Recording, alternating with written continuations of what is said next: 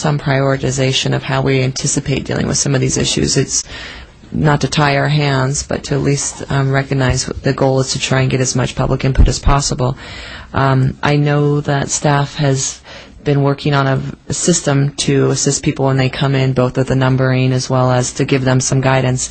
I wonder if it's reasonable to have them inquire into whether or not, if there's a group that comes in, to be able to, and again, I don't know if we want to recommend a policy that a group gets more time. I'm not sure, but if there's a recognition that a group is maybe coming in or has a larger presentation, do we want to recommend that group has up to a larger amount of time, or do we just say, I know Commissioner Yao had mentioned before in his experience with council meetings, and we've seen this as well with some of our diligent members of the public, have given 5 minutes and then they switch off a presentation and continue the same presentation.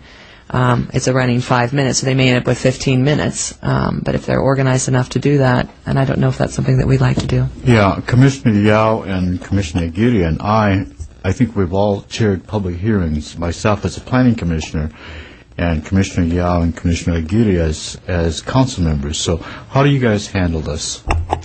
Well, I think the chair always has the prerogative of granting additional times. And from the dais, there are a number of tricks that you can use, not tricks, but tools that you can use.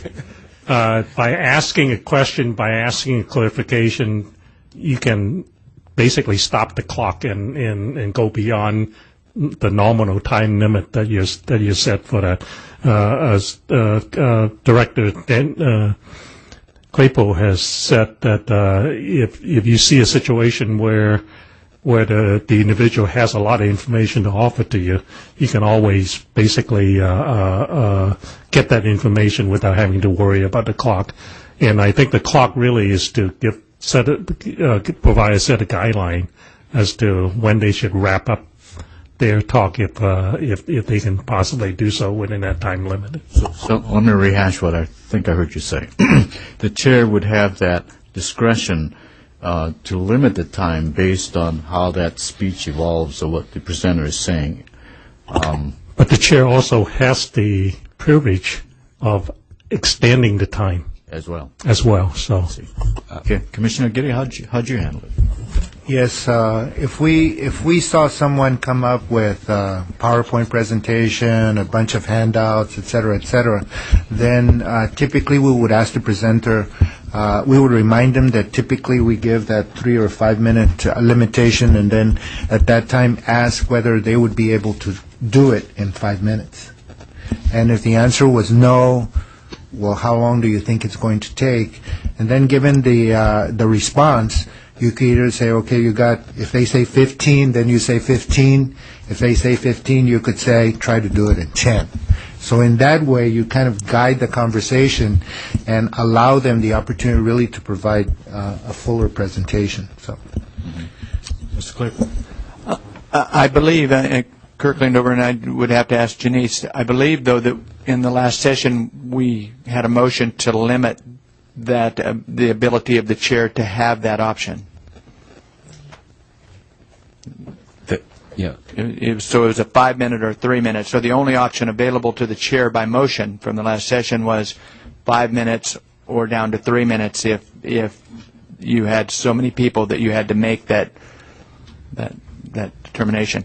Now, I wonder if possibly there might be some scenario or some situation where you would say we will reserve the first hour for organized groups to present for a longer period of time, say maybe 10 minutes, and then after the first hour, and other people can speak if there are no organized groups, clearly, but then after the first hour, you might have a policy that say that you can't have a follow-on, that you have to give your presentation within the 5 minutes allotted or the 3 minutes allotted for courtesy to the other individuals, thereby maybe accommodating both of these factions.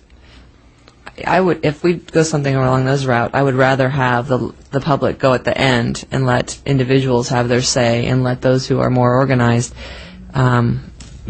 if they're organized, then they're there, they have the ability to wait till the end, and I feel it's more important to get an individual who maybe has flexibility. So if we're going to extend the courtesy for larger groups to have a little more time, then they should extend the courtesy to be able to wait till the end. That's my opinion. Yeah. And I have another concern, which I think has been brought up, at least in a committee meeting previously, which is that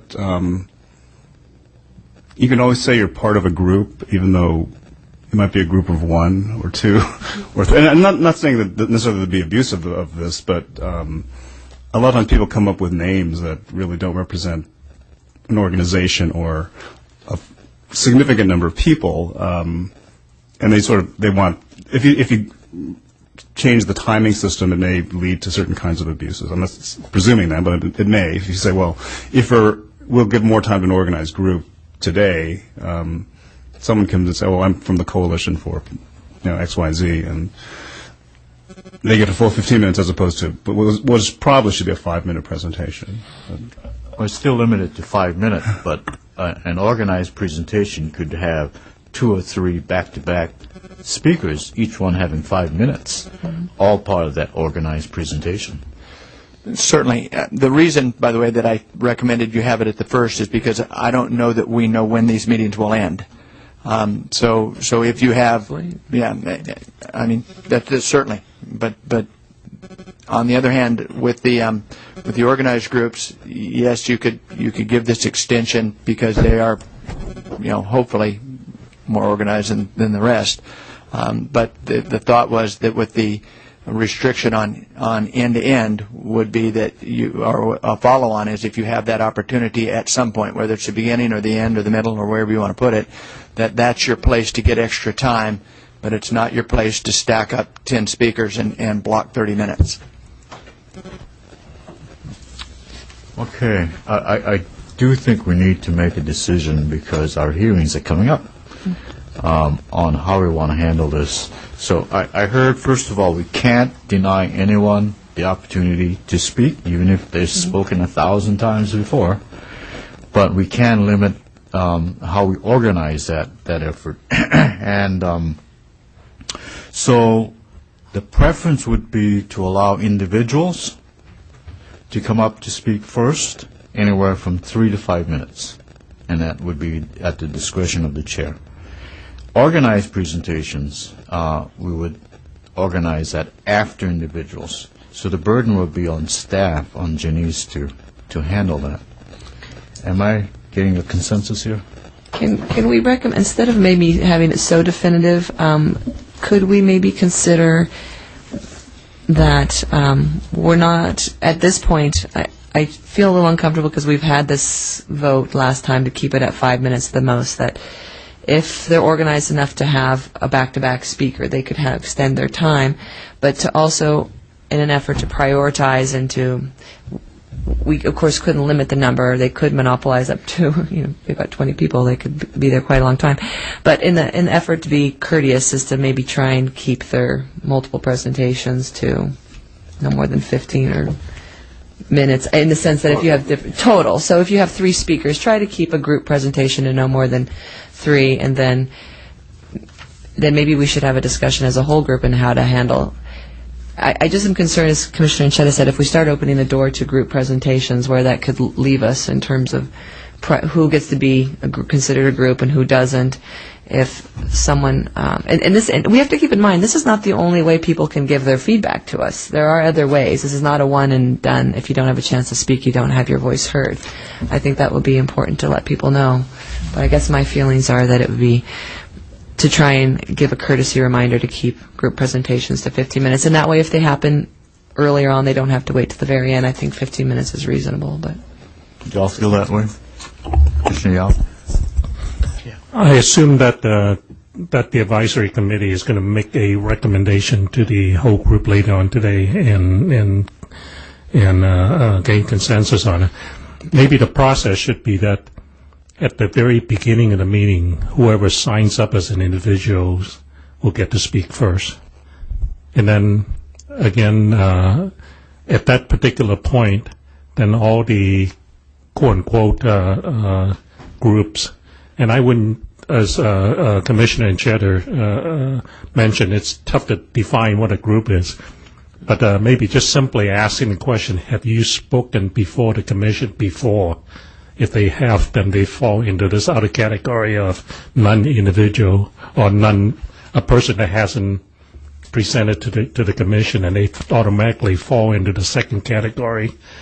Again, I hate to use the term group, but if you have spoken before, then we're going to give priority to the people who has not spoken to the group before, and then allow them to speak after all the individual that signed up at the beginning of the meeting, and then if they're individual that come late, then they would then fall behind the people that have spoken before and proceed in that manner. Baraba. Commissioner Baraba. Yes, the other thing that occurred to me is that at the meeting in Northridge, we have organizations coming to who are really groups and are established as. If one of those groups came to one of our meetings, would we be in a position to say, we really have you scheduled for the 24th, I think, in Northridge, rather than taking up a full presentation at some other event? I think, again, I don't think we can limit, this was an issue that came up, I don't think we can limit them from saying you can't present, you have to wait till here, to this other date. But I think we could ask for the courtesy to say, we're trying to focus on this region. We accept your public comments. If you'd like to speak with multiple people, try and keep it. I guess I just feel like the chairs who are going to be at these meetings have the ability to gently remind the public at the beginning and throughout the session that the priority would be individuals who hadn't spoke, who maybe are on a time constraint that would like to speak first to give consideration, and then those who would like to have, or plan to have more than one speaker address something, to be able to limit that hopefully to a reasonable amount, to be courteous to everyone. I think generally public will respond to that, and I think if we give them some guidelines and our priorities, then they'll be able to follow that. That's my thinking. Mr. Claypool? I was only going to say that we're going to have, Janice will be up near the podium working with it, and someone else, Lon or myself or Raul or whoever is working that input meeting with you that day is going to be at the door working with people and basically handing out these numbers for people to line up and to be able to speak. I think that the courteous reminder to the public is very important. I don't know exactly what we're going to do when we have somebody and we say, well, we've got you lined up for Northridge, and they go, well, yeah, but I'm here today. And I think all of it's, particularly the commissioners who have done public meetings before, know that some individuals will come in and be more forceful than others in the rights that they know they have, and will exercise those rights. So I'm wondering how far we can really channel our participants at these meetings. That's all. Commissioner Yao and then Commissioner Baraba. One process that's been proven to be effective is just have two color numbers, a green and a red. And when you ask them the question, have you spoken to the commission before? And if they say yes, then give them the quote-unquote group color versus the individual color for a person that says they haven't. And then at the beginning of the meeting, have the chair make the announcement saying we're going to take care of all the whatever the individual color is, all the red color first before we take care of the blue color or something as such, and so that there wouldn't be any misunderstanding in terms of where they stand on the parade. Purple and green. Commissioner Baraba. Yeah, I was just thinking again on this, the large groups who we're going to give them a lot of time in Northridge. So I'm just wondering if we maybe could set it up so that if they came to another meeting, we say, we're expecting to see you in Northridge, but if you're going to talk here, you're limited to the time that we're allowing for any presentation, and rather than getting the full presentation that we're going to see in Northridge. Something along those lines might speed things up a little bit.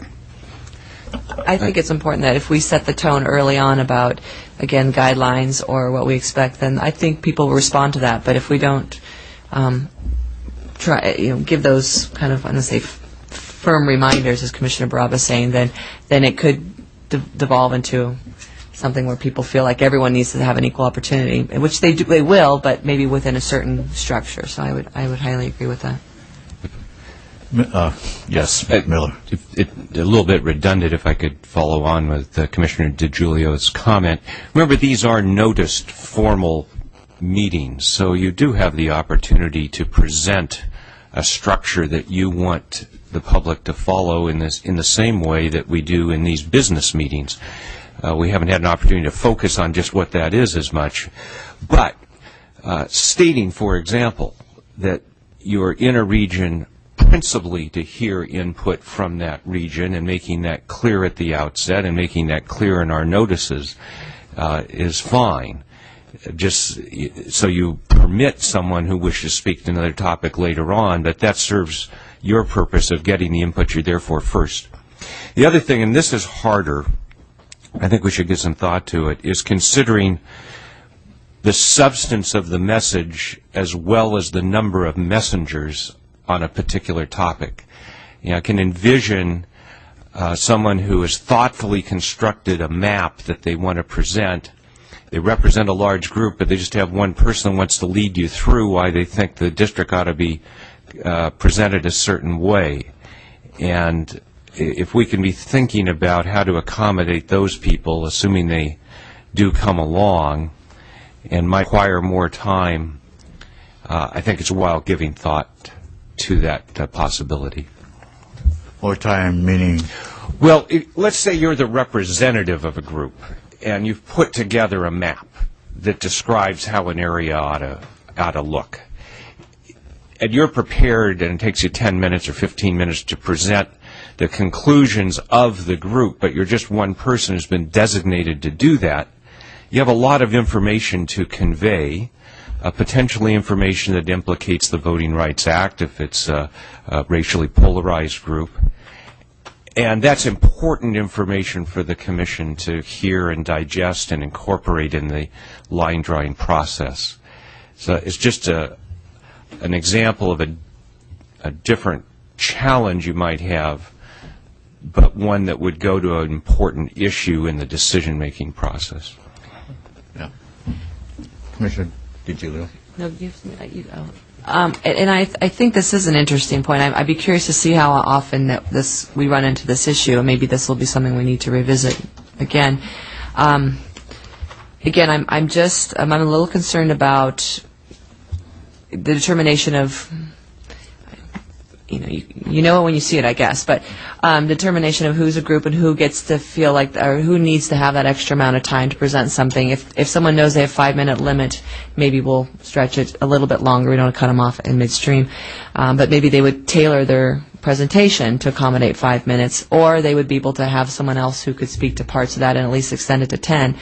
The other thing I'm wondering is, again, for us to be able to remind, this is part of what we will do as commissioners in these meetings, to remind individuals that this is not their only opportunity, that if it is something that has a high level of detail, I would imagine that 15 minutes might not even be enough if it's something regarding the Voting Rights Act, but that they would be able to maybe write something up or have a report that could be included with that then would be able for us to be able to review at a later date with all the other input that we're getting to get a fuller picture. So it's important for us not to have individuals or a small representative of a group feel like they don't have their time. It's just to remind them there are other ways for us to be able to hear their message in maybe a different venue.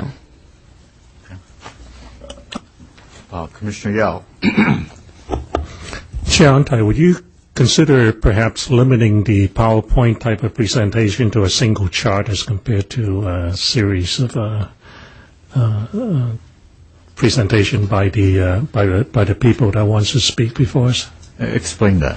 In other words, usually in the process of presenting a PowerPoint, you typically spend about 3 or 5 minutes on a single chart.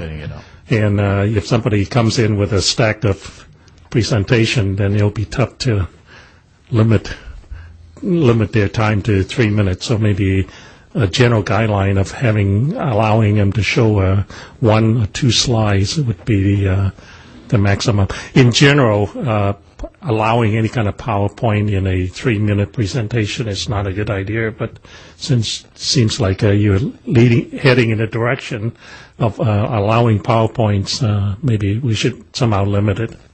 Yeah, at our first one that we had in Sacramento, they were, in fact, almost all gave PowerPoint presentations. But that kind of leads to this other suggestion that I would want the committee to look at. What if we had a short little card that we handed out as the public came in, and they don't have to fill it out, but it would help us if they said this is an organized presentation. It'll take 10 minutes, 15 minutes. We need PowerPoint equipment, or we'll need to set it up, and this is our key speaker. Would that violate any restraints in terms of getting that input? And those cards would come to the chair, and I have some idea as to who the speakers are and what the length of time is, and whether they've spoken before, because there could be a check mark there. But it also would help staff in advance to assist in any way, if possible. What do you think of that? Anything that helps us organize people and channel them forward is a good idea. Janice actually received, and this, if we could segue just briefly, we received a request from San Luis Obispo to provide a computer for PowerPoint as well as a projection screen. And so I want to make sure that this commission wants to provide those. So first and foremost, you can have no PowerPoint if we don't provide the actual medium for the PowerPoint to occur, unless they're going to come in and want to set up their own, which would take too long. But if we're going to do that, we have to think about, we have to dedicate a computer to it because there will be virus issues. We don't know what's coming in and off of those flash drives that are being presented to us. So we're going to have a computer, and that's all it does. And then we're going to have to get the make sure that our venues have that capability. So my first question is, are we committed to providing this medium? And if so, then yes, that would be what we should do in order to make sure that we know who's going to want to have that capability. Open for discussion. Is it? Yeah, I find that that after hours of oral testimony, that it just kind of gets to be droning on. So for me, graphic organizers are a very good idea. And for individuals who bring PowerPoint presentations, essentially they're going to be putting in the time for it. I think that the chair, as has already been discussed, has the flexibility to allow for a little bit longer time for some of the presentations, but ultimately, I think that we can get more information from a set of slides, clearer information, than somebody trying to explain it, orally. So I would vote for having that equipment made available. In fact, I've received various requests inquiring about whether that capability is going to be available for presenters. Mr. Ranchetta? I'm not opposed to that, although I think there are potential problems, just the logistics of setting up, for example. Maybe there may be some alternatives where if someone is going to, well, one, I think you can always get a handout, right? Which I think is fine for purposes of input hearings. But if for some reason a PowerPoint presentation is desirable, maybe, for example, you could have a process where they have to give it to us with 24 hours ahead. It has to be submitted by email, and then maybe we can control how it's presented, just in terms of, because again, there could be problems with flash drives, with file compatibility, all kinds of things, which could just slow things down tremendously. I personally don't feel that they're essential. I think they're very helpful when done well, but could be a drag if it's really quite a lot of them coming in. But again, there may be some sequencing of events where we could get the materials ahead of time and perhaps present them at the hearing. But I'm not feeling very strongly about having to have PowerPoint. Commissioner Bravo? I think the notion of submitting them in advance so that we're set up and ready to go is really a good idea, because I've been to too many meetings where somebody has a different version of whatever software we're using, and then we've got a real time waster on our hands. So I don't think that's an unreasonable request. And the other thing, it puts the individual on notice that they have to be prepared in advance of this meeting to make their contribution. Dan? I was going to say, this then works hand in hand with what Commissioner DiGiulio had suggested.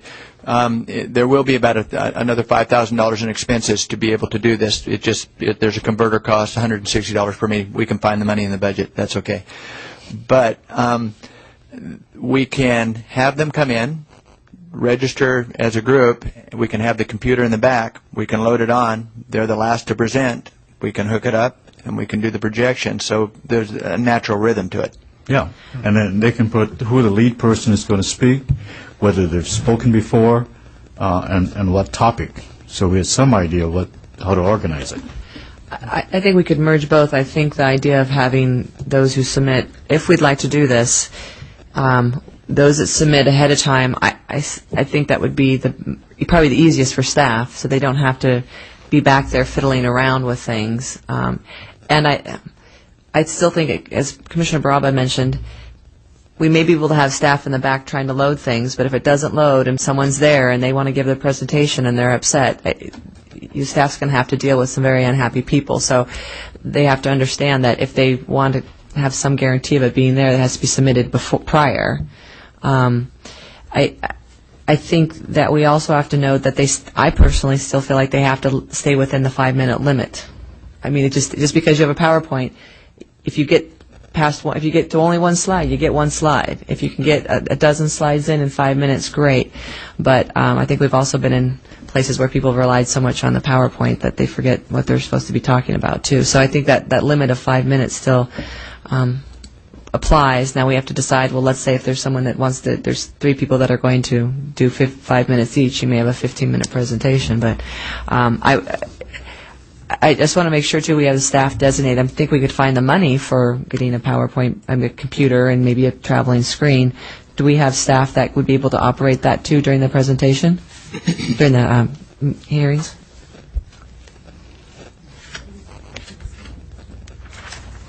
Yes, and the answer is we're grappling with it. So we're trying to decide whether we're going to have 3 staff, try to work ourselves down to just 3 staff working this or 4 travel expenses. But this also includes a 4th staff member at each of these meetings. But we can do it.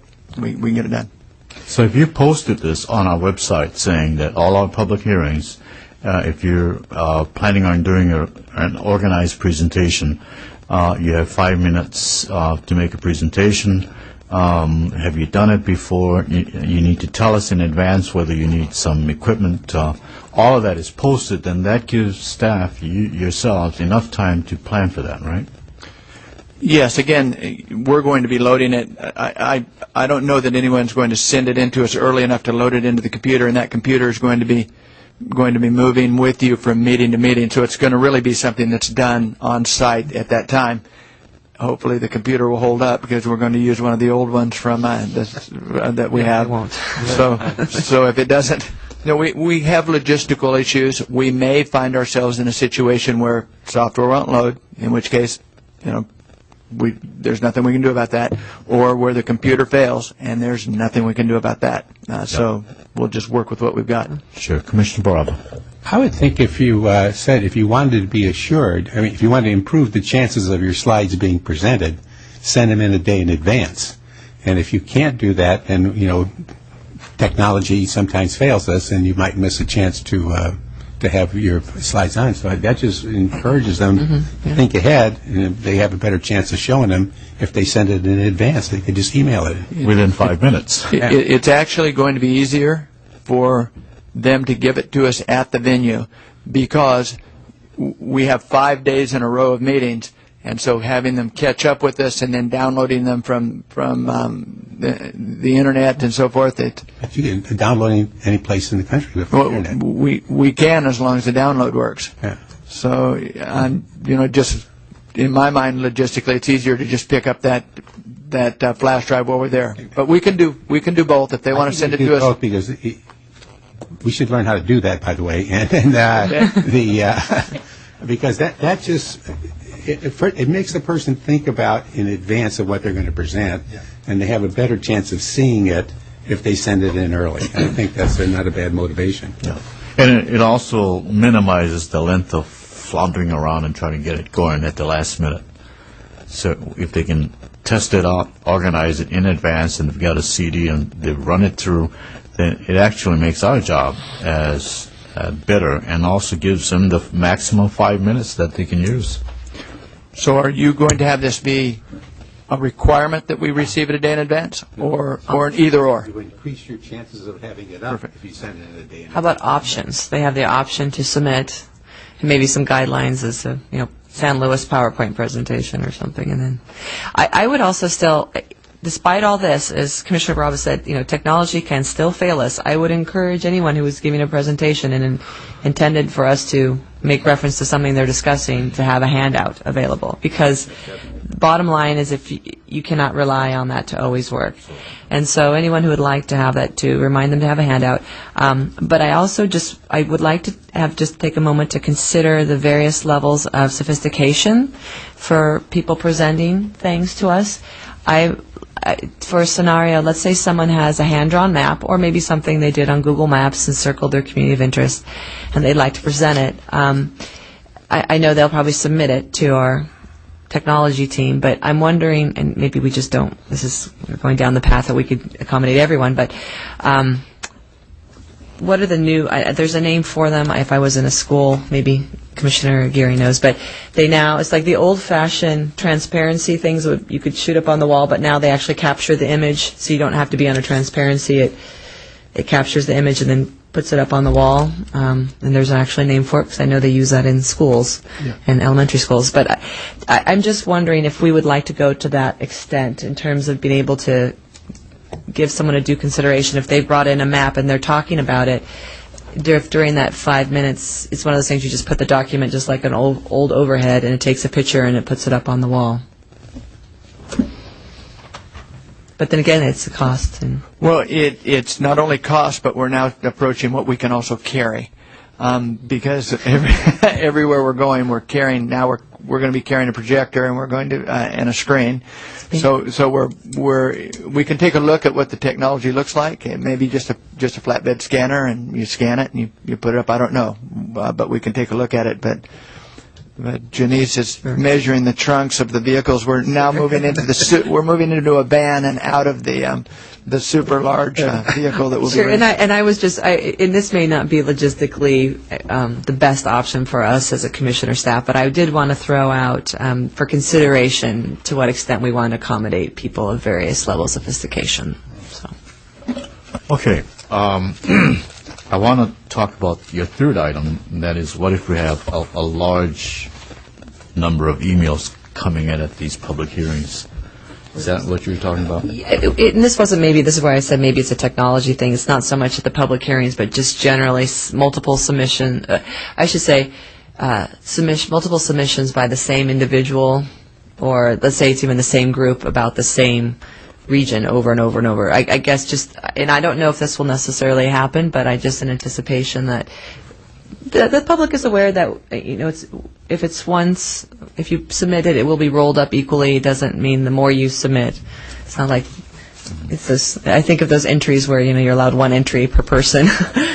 Multiple entries don't increase your odds of winning. It just means we have to sort through the same thing many times for staff. We're getting a slew of it right now that's coming in. Well, I should say it's not for, there may be a number of individuals that want to comment on the same thing, which of course we will accept all public comments on, even if it's the same thing, but it's just simply a matter of if one person or one group wants to dominate the same topic. A group may want to comment on a number of different areas, but just to let people know that we don't need to have them submit as an individual more than once on one topic, on the same topic. Maybe that's redundant, maybe they'll know that, but they'll try. They'll try, yeah. Okay, well, let me stop here and ask if there's anyone out there in the public that would like to come up and make a comment. I would welcome our partners out there in the audience. Oh.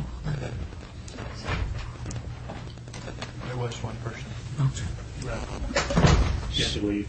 Oh. Left. Do we know his name, or? Oh. Wanting to make a comment, but Okay. Commissioner Barab. Before I move on to the next subject, I was preparing for a interview for yesterday, and I'd been thinking about it. I put together a document which I'd like to hand out right now, and it was a way of graphically visualizing the process we're going to go through, but not with the full calendar. And this is not the final. I'm not suggesting, but something like this, I think we should consider as having available and distributed, so that people, because in the discussion I had yesterday, this whole issue of transparency, I don't think is the impact of the level of transparency that we're going through, I don't think is fully comprehended by people who are suspicious of the activity of the commission. So what this document is, it starts out with, who our boss is. Our boss is the citizens of the state, and then they have identified in the Constitution what we should be doing, what our objectives are. So we listed those, and I believe they're in the proper order. And then we are now going to go through a set of initial hearings to gather public interpretation of what that might mean to the citizens of the state. We give initial direction to the mapping staff. We review it, and first we get VRA legal advice on what we're suggesting, and then we might have to go back and modify if, in fact, the VRA says that's you haven't followed the rules properly. And then the mapping staff gets the direction, and then assuming no modifications, then we show the public what we did. We review these initial maps, and then the VRA people look them over and make sure we're not doing anything wrong, and then we create these initial maps, get direction from the commission. I was just thinking that if we did something like this and had it kind of like on one page, demonstrating that there's no backroom discussions going on, everything that is done is documented, and the direction is from this commission, and nobody does anything that unless this commission directs it to do so, and that we're seeking legal advice to make sure we're not, in any way violating the Voting Rights Act. If we had something like that, as you can have it on our website or whatever it might be, I think that would be helpful, because there's a lot of people who are so used to seeing it done the other way, they're not fully apprised of how different this is, profoundly different this is from how it's been done in the past. So I just suggest this as something that we might want to work on to have something out there that kind of reminds everybody why this is so different from what they're used to seeing. Because in the meetings that we've all had, the thing that keeps coming up is a suspicion that something else is going on, and I've tried my best, and I know you all have, and I think most of us have done a reasonably good job. But there's no document or visualization of that. I think it might be helpful to have.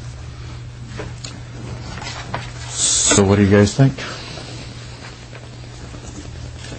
Commissioner Yao? The idea of posting something like this to help assure the public that we are very, very transparent, everything is done in the open, there's no backroom deals being made. If the public watches us, this is the process, and there's nothing going on outside of these public hearings.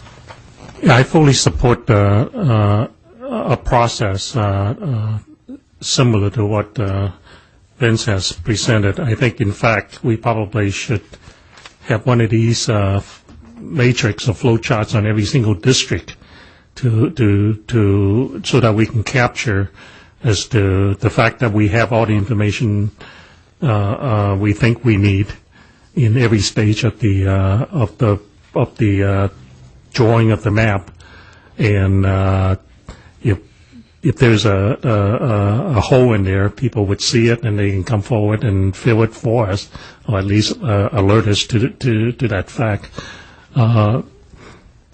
I think a process, whatever the process is that we come up with, is clearly necessary.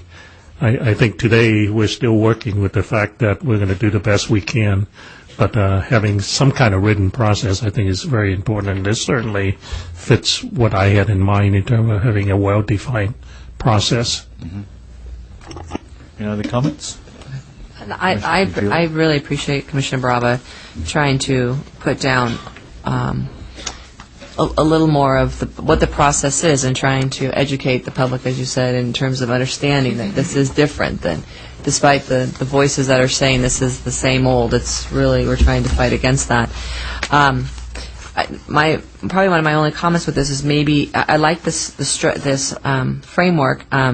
Being more of a visual person, I might suggest making it a little easier for the average person to read. I don't know, kind of graphically, an organizational chart with citizens at the top and the commission or something like that, or something that kind of shows the interplay between these.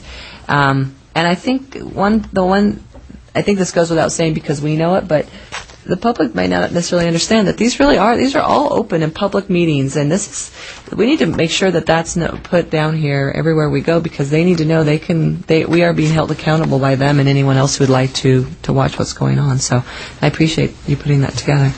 Right. Commissioner. Sure. I certainly want to echo what Commissioner DiGiulio just said about the graphic, having a graphic display of this. And also, there was some discussion about having an inline review or in-house processing or whatever we wanted to call it.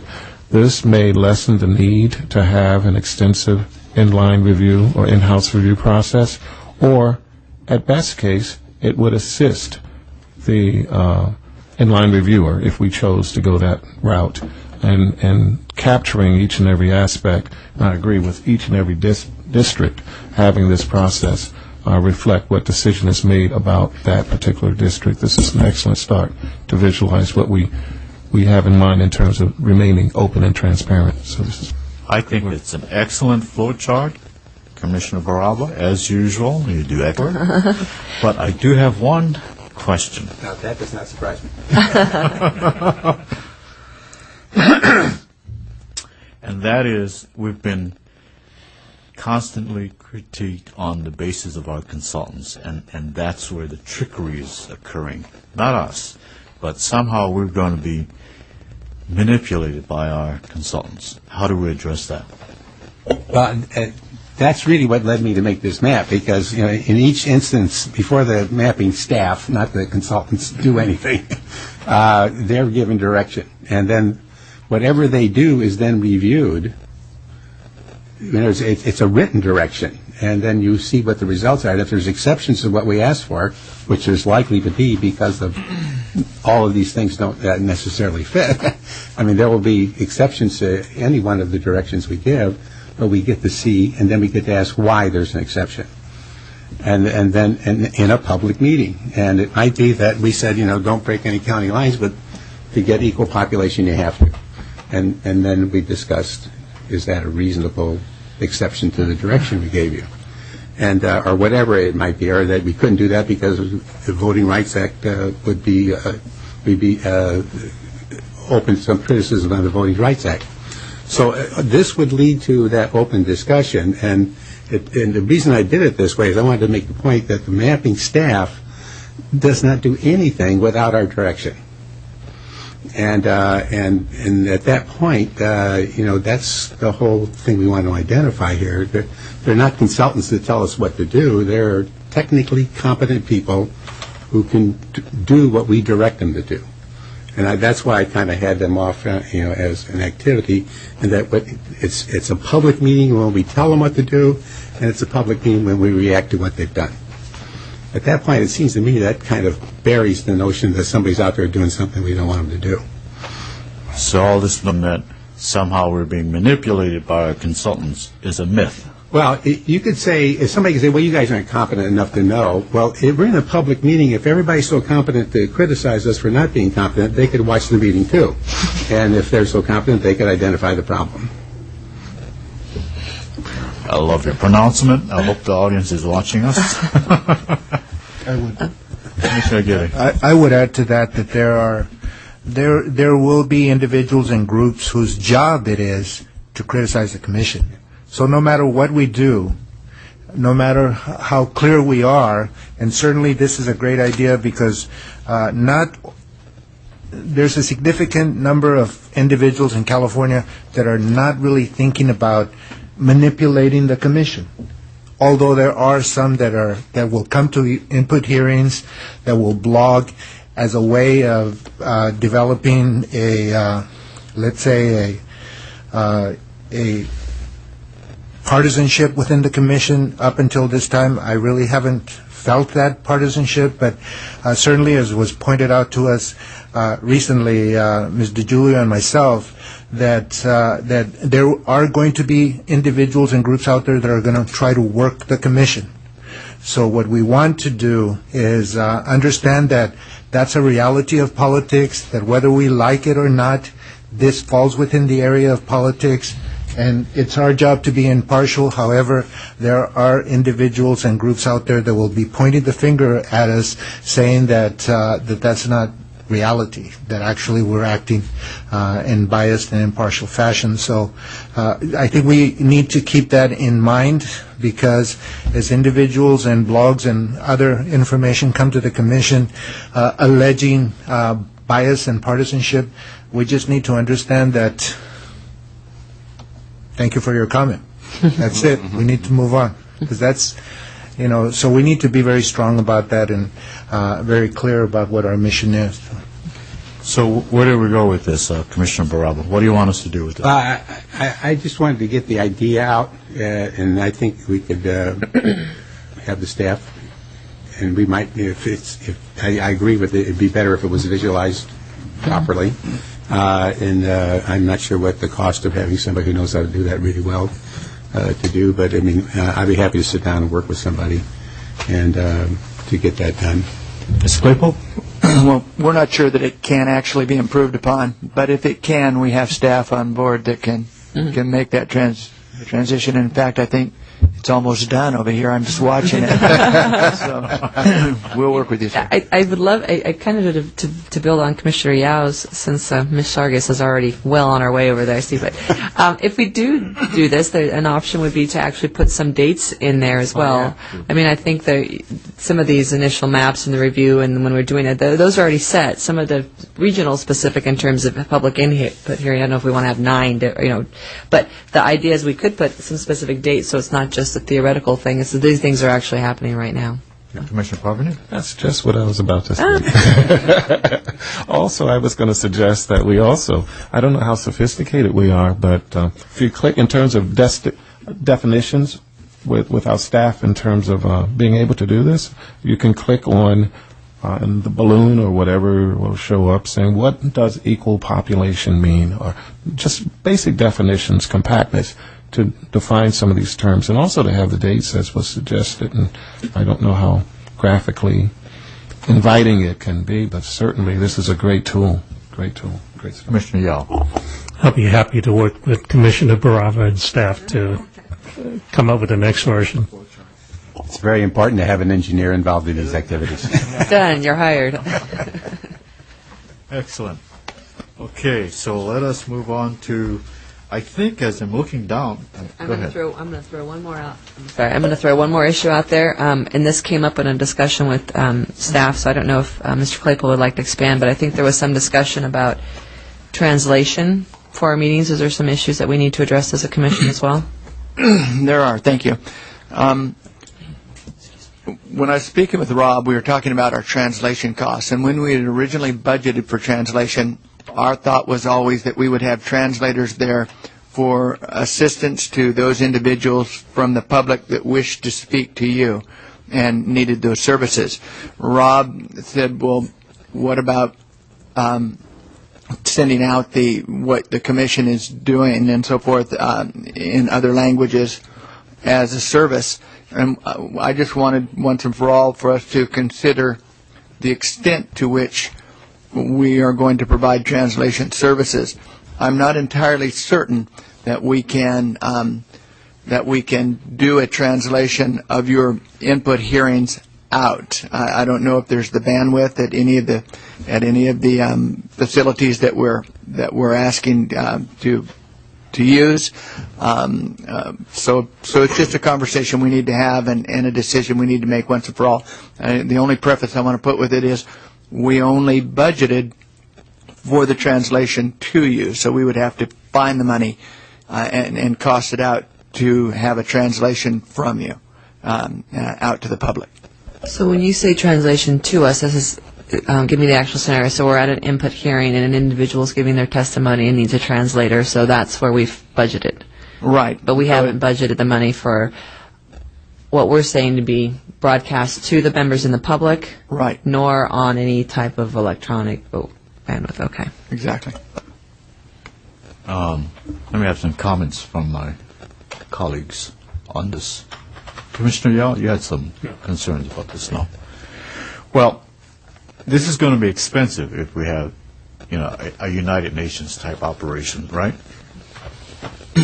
And truly, I don't know that we would have to jump on it right now to determine whether it's even possible. Again, we have a lot of technological issues. First and foremost would be the bandwidth for any venue that we were using for getting that much traffic out on our videography. I mean, I don't know what's possible, but yes, it would be a dramatic escalation of our costs. And so the second thing is, if you directed us to determine how much it would cost, we would have to come back to you. So our first meetings where we could even do that would occur certainly after your first set. I believe we would. The earliest we could even come back to you would be at our next hearing, and that would be after our first first seven meetings. So really, I don't know that it's not a moot point, but we need to discuss it. Commissioner Parabin and Commissioner DiGiulio. It seems to me that we might want to go through the first set of meetings and see the extent to which this is required, and whether in fact we can do without her, whether it's absolutely a necessity. And I would think the experience we have of these first ones would give us a little better insight into the extent to which this might be required. Commissioner DiGiulio. I just had a question in terms of, so it sounds like what we haven't determined is what we need in terms of sending it out, but we've already set up a system so that if someone requires translation services, they will notify us within 5 days. So if we do receive someone who needs translation services, do we contract with the person for, let's say, a certain amount of time? Is it like 2 hours or 4 hours? We contract with a person who's the translator for that amount of time? Our first request actually has come in for San Luis Obispo for translation services in Spanish, and we've contracted at $77 an hour, 3-hour minimum, with a $1,500 maximum. Okay. So I'm just wondering if that person is there available to provide the translation. If there's no one that requires translations of their public testimony, are we allowed to use that individual to, let's say there's a group that would like to sit off in the corner and have a translation of what we're saying to that group of individuals, or is our contract with them really defined in terms of what their job responsibilities are? State contracts are typically very defined in scope of work. I don't know what the scope of work for that particular contract is. If I were going to guess, I would say that it is for assistance at the mic to speak with you. I didn't know if we could kill two birds with one stone, that there's a need to have some additional assistance if someone was there and not being utilized at the mic, if they could be of assistance in other places. I would think that many of the people that we're contracting with are very helpful in a variety of ways, and we might have that, but to ensure that we had that, we would have to start including it into the scope of work. That's a good point. Well, what if we had, and let's just say it's San Luis Obispo, we have a fairly large grassroots turnout from the Latino community, and English is a second language. Could that translator be helpful in organizing or assisting Janice in organizing prior to the hearing what needs to be done? Well, I would think that is certainly part of the process, that they would have to have a discussion with an individual before they reach the mic. But I don't know. Again, we'd have to take a look at the scope of work and see what we've contracted for. And if we include that, if we go back to them and we include that in the scope of work, then the $77 per hour will be renegotiated. So we know that. But again, we would have to talk to them and see if they were amiable to that. Yeah, I would say that they would be acceptable to that, given that they're not going to be translating nonstop for those 3 hours of the hearing. They're only going to be translating a portion of that hearing, and the rest of the time they'll probably be just hanging in the audience. So I would assume that they would probably be open to that. The other point regarding the beginning of the input hearing, certainly we have a script that kind of goes along with a welcome and a description of what is going to occur at the commission process, and it's probably a good idea for us to do that in Spanish as well.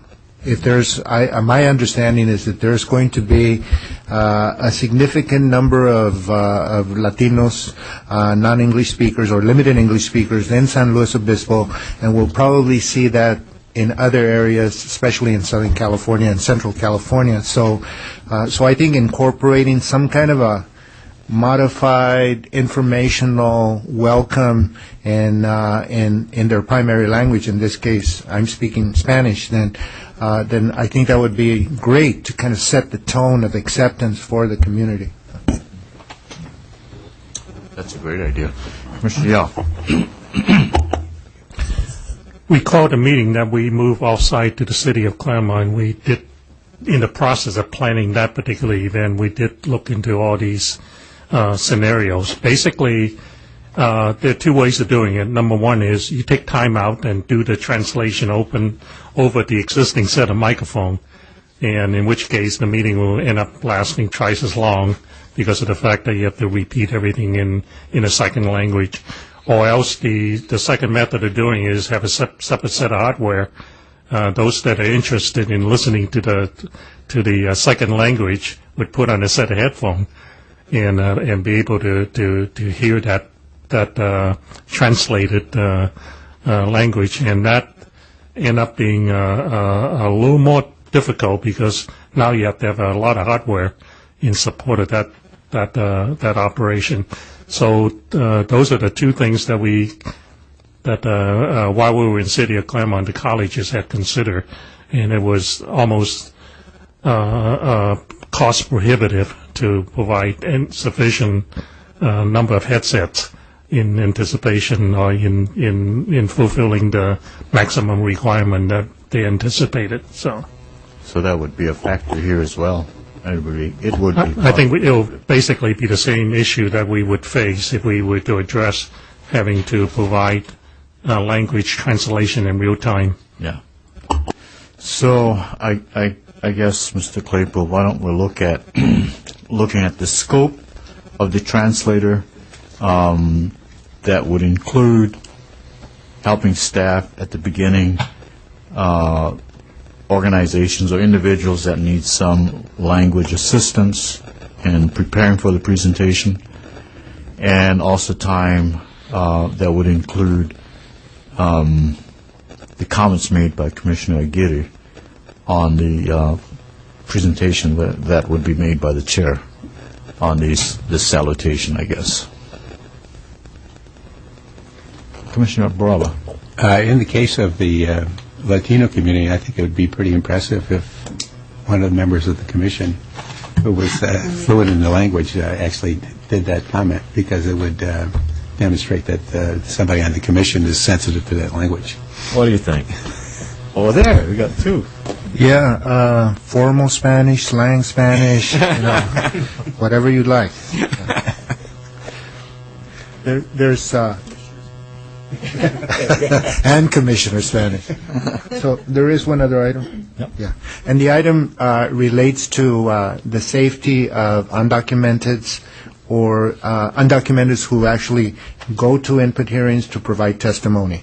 And the question has come to me of whether, in fact, the immigrant community can be safe in coming before the commission to address the issues that are the business of the CRC, primarily the drawing of lines to be a just and fair reflection of community so that the rights of all Californians can be better served. So, Commissioner Aguirre, the key question would be, what is safe? Well, what does that mean? well, I think there's concern that there is, given the tenor of some of the anti-immigrant rhetoric that has flowed, not only in California but throughout the country, that they might be arrested, that there might be picked up by ICE, that there might be individuals who are there to protest against immigrants having a voice. So if we look at the census process as an example, one of the concerns was that in the census itself, can you put down that you're an undocumented individual and then put down your address, given that you're kind of identifying yourself and kind of marking yourself for prosecution. And the response to that was no. The address of the individual as provided in the census is private, confidential information, and no, there is not going to be any follow-up.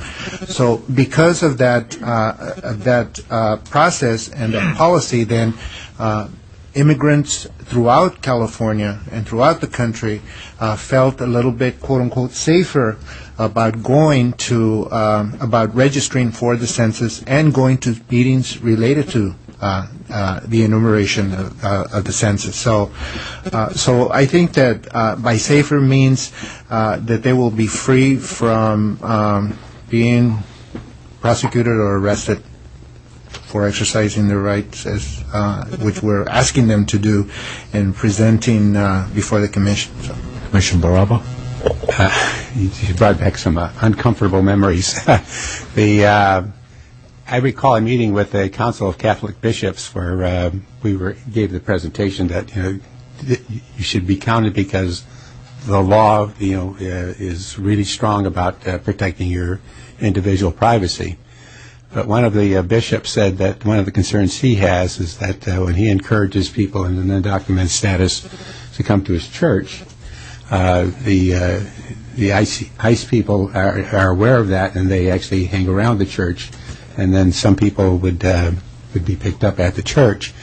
And his concern was that if the church came out and said, be counted, and then for an entirely different reason, the person was picked up, they say, oh no, the church promised me that I wouldn't be picked up, but in fact I was because I participated in the census. So I'm not sure, I don't think we can guarantee that somebody's going to be safe because they could be picked up for an entirely different reason. And so it gets really complicated. And in our case, I don't think we have any law on our side to protect anyone. Whereas in the Census Bureau's case, Title 13 of the U.S. Code is really explicit on the protection of private information. So, I think we could do our best, but I'm not sure we'd be in a position to make a promise. Yeah. Yes, and I agree wholeheartedly that we can't control the whole context of every single situation, but certainly a policy on the part of the Commission that we're encouraging all Californians regarding of documented status to present their concerns and their information before the Commission, and that in no way are we encouraging any I don't know, maybe our attorney could help me with this. In no way are we encouraging any participation with law enforcement. One of the concerns that I have about possible ICE involvement is that not only is it not safe for the immigrants themselves, but it's not safe for everybody else. Because then, lots of times they come in, they use force, there's yelling, there's running, and it puts everybody at risk. So we want to make that as safe as possible for everybody. So, Commissioner Aguirre, Specifically, are you proposing we put some sort of a safe statement on our website? Well, and it's up for discussion with the rest of the commission. I think it makes sense to me that to allay the fears of Californians throughout the state, that we put forth a policy that essentially says that we're encouraging participation from all Californians, regardless of documented status, and kind of let it go at that. So. Mr. Miller, your comments? I think that's a good statement. What I did want to come back to was Commissioner Barraba's comment that the two laws we're working under are not parallel. On the one hand, you have baked in a special procedure under the Census Act to protect information, whereas in our case we're working with a law that's designed to be open. It's just the contrary. So if someone were to choose to self-identify themselves at a meeting as an undocumented immigrant, we wouldn't have a way of redacting that information or protecting it. And we shouldn't do anything that would create that expectation, because that's at odds. Now, obviously, they're not required to say it. It's simply a matter of voluntary self-identification. Okay. So, how would you like to do this? You want to work with Mr. Miller? Sure, that would be fine. Because in order for us to bring it before the commission, it would be good to have some kind of consensus of support from this group. So why don't we draft something and then we can present it to the full commission? I just would just say that I do agree with, if we have to state it again, that this commission does encourage public participation for anybody. It's not our goal is to make any determination. We are not a law enforcement agency. But I do think we have to be careful in how we word it to avoid any idea of that we'll be protecting individuals. I think based on the issue that Commissioner Braba brought up, I would hate for us to feel like an individual had a false sense of security based on anything that we gave them. And I want them to be able to feel like they can participate, but I certainly don't want to have that come at the expense of a larger issue in their lives personally. Okay. No other comment. I would like to take a 10-minute bio break, and when we come back, the last remaining item is number 2, operation and structure of the public input hearings, and I see Commissioner Raya is back, and she is technically our lead for the outreach committee, and so when we get back, we'll have her lead that discussion. All right. Actually, before break, I'm sorry. Is anyone out there in the public, our partners, who would like to make a public comment?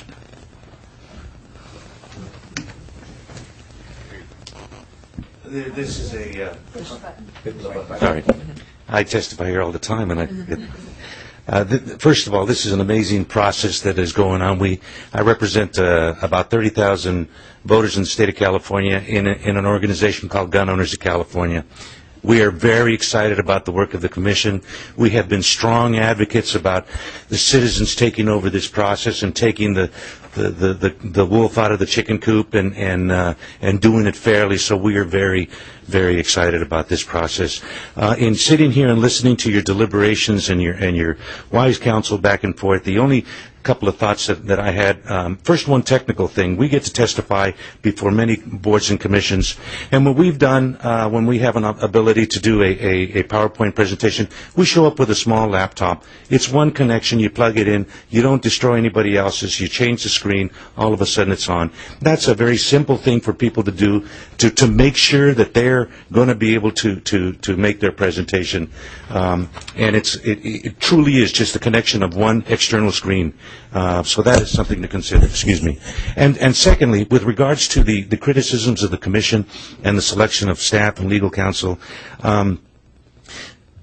without making comment about the decisions that you have been making, the only thing that I ask you to please consider is to do, Commissioner, you've been out in the public and vocalizing some of the points that you brought out here to justify that, hey, we are the commissioners, we're making the decisions, they're not making the decisions for us, they're not drafting the lines, they are not, all we're doing is going to them and saying, this is what we want you to do, Go get the people on the computers and draw the lines, and then bring them to us, and then we're going to talk about them.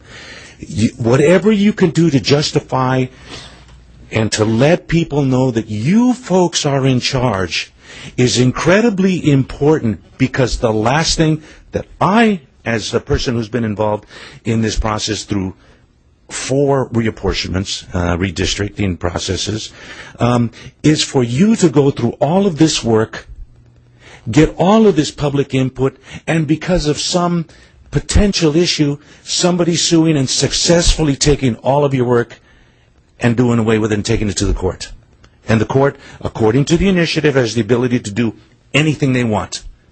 And that would be a travesty after all of the work and all of the input that you folks are doing.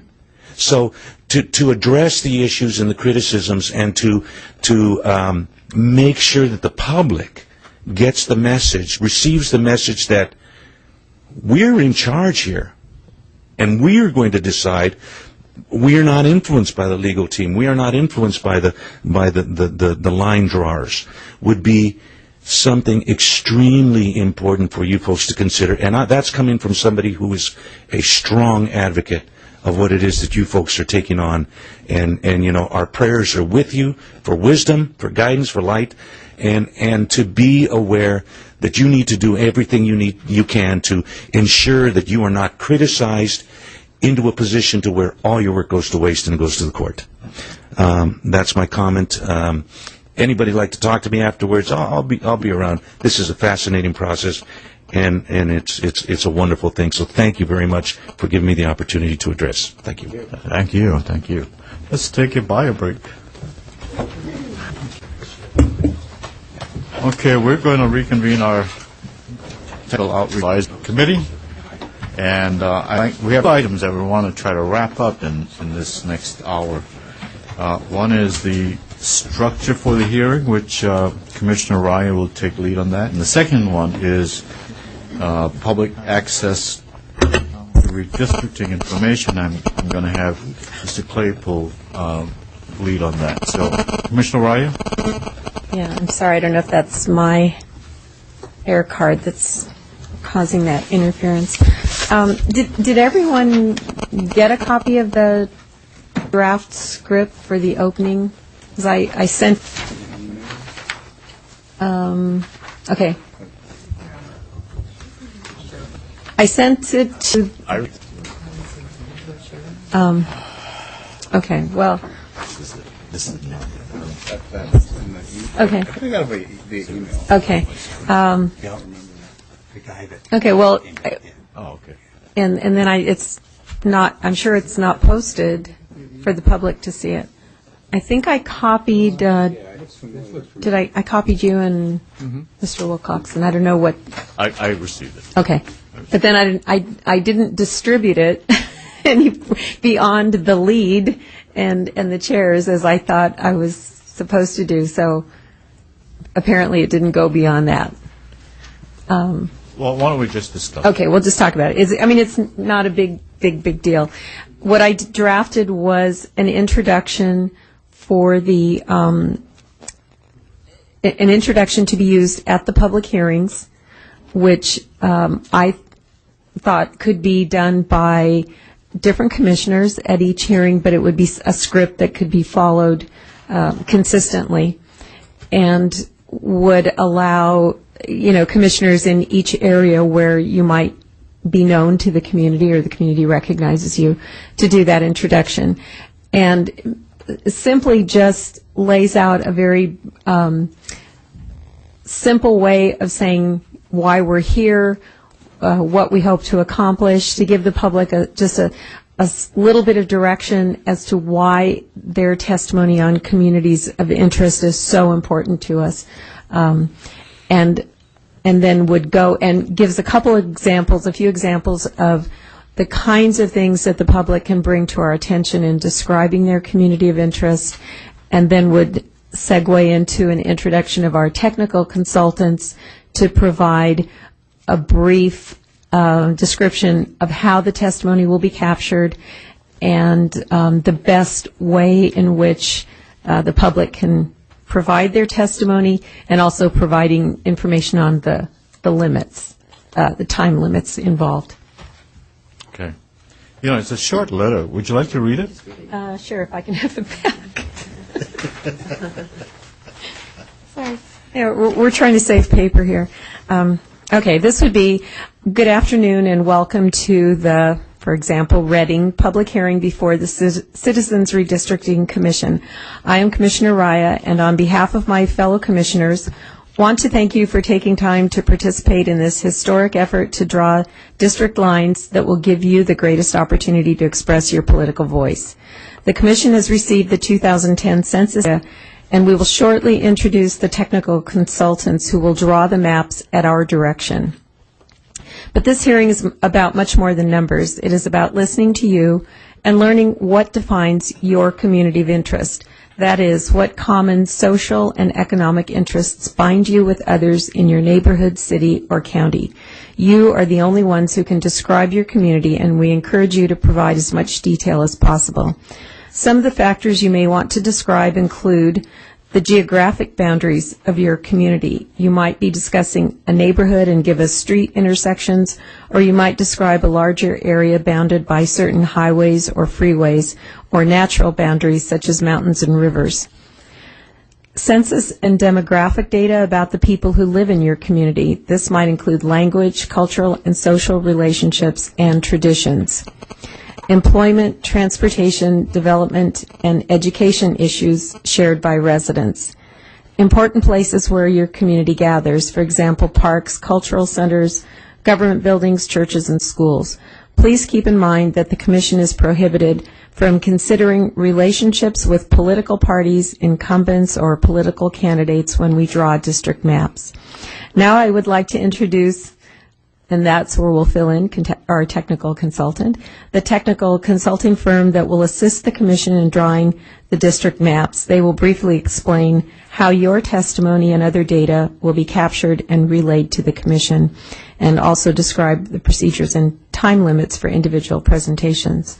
And with respect to that last part, I think we have to urge our technical consultants to keep in mind that the public has not had the benefit of hearing a lot of what we've been hearing for months, and so I think their presentation or explanation has to be really condensed and very concise. Comments? Commissioner Baraba. I think you had the phrase in here, you're the only one who could, there could be other people. I mean, it's an incorrect, I mean, I think you'd say we're really interested in your perception of your community of interest.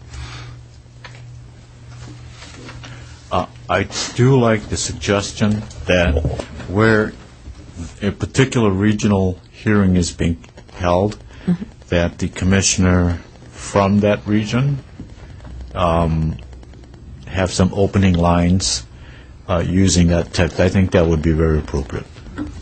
That's just my thought. What do you guys think?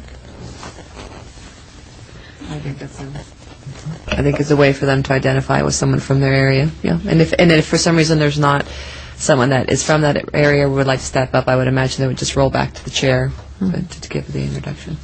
One of the, I know, from reading some of the incoming questions from people who are offering venues for us, and I think we have to address the issue of whether certain local dignitaries, whether it's the president of the college where we are or the mayor of the city, or we don't have to have a whole line of people, but maybe at least extend the courtesy of one, a minute for them to give a brief welcome. I don't know. There.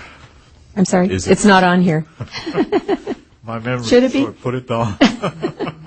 Yeah, I just thought of that because of an email that we received. You're absolutely right. Commissioner Baraba. The only problem with that is that if we do our job, you could end up with a lot of elected officials showing up, and we could spend an unfortunate amount of time having people be introduced. No, not to introduce elected officials, the host of the venue, whether it's the city or a college, not one person who is the host of the venue. Okay. I mean, I think just as a courtesy because they are providing us with that space. Yeah. Other comments? Okay. Well, then that's what it'll do. Okay. Excellent job. So I'll make the revisions and provide it so that it can be distributed and posted. Yeah. And then we have another version. No, no, it's not another version. It was, this is, Commissioner Ryan and I had discussed, as I mentioned earlier, in consultation as the leads from technical and outreach, that she was going to put together an introduction, this introduction that you see that would set the stage in terms of the outreach meeting. The intention was also to be able to provide some type of worksheet or handout for the public so that they would have a condensed, because not everyone is going to be able to be at the first 5 minutes of the meeting to hear what's happening, and staff will be around to assist individuals as they come in to give them some idea. But and we will have a wonderful toolkit or guidebook or / whatever the name will actually be. But again, some people may not be inclined to look at 20 pages worth of documents. So the intention on my side was to hopefully try to be able to work with our technical consultants. That wasn't able to take place. So I put together a one-page double-sided handout. I think, Janice, do you have some extra copies for people to look at? Just as a way to see if this commission would like to hand something out like this out. I don't mean to be redundant in terms of us already having the toolkit and having some things. It was simply a matter to kind of streamline this, and also to give out the back has a few ways that they could give public testimony. So this is something that someone could take with them when they're done or use at the meeting. So maybe I should give you a couple minutes just to look at it. Yeah.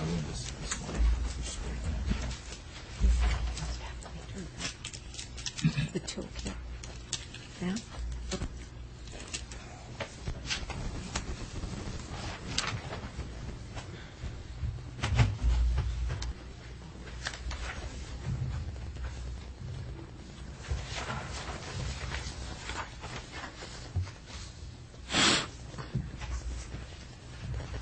Is there anything in here that's not in the guidebook? There's some things that were taken from, there's some things from the guidebook. There's some things that were taken from, I think, Anna Henderson's presentation about the actual language. It sounds like now there's maybe something that's happened in public information that's completely redundant, which makes no sense. No. It's not at all, because I think they serve different purposes. I have copies to pass down to everybody of the, Anna Henderson offered some edits on the toolkit, and this morning the Public Information Advisory Committee went through those and re-edited. It didn't change anything really substantively. They're stylistic changes, and I don't think it changes how this functions differently from the there may be a need. There very well. I don't think there's anything need to vet it through legal and technical. This was the starting point for the information we received so far. So and then this is her edits without ours, because we just finished. So I'm not sure what you want to do with those, but that's just so you have it.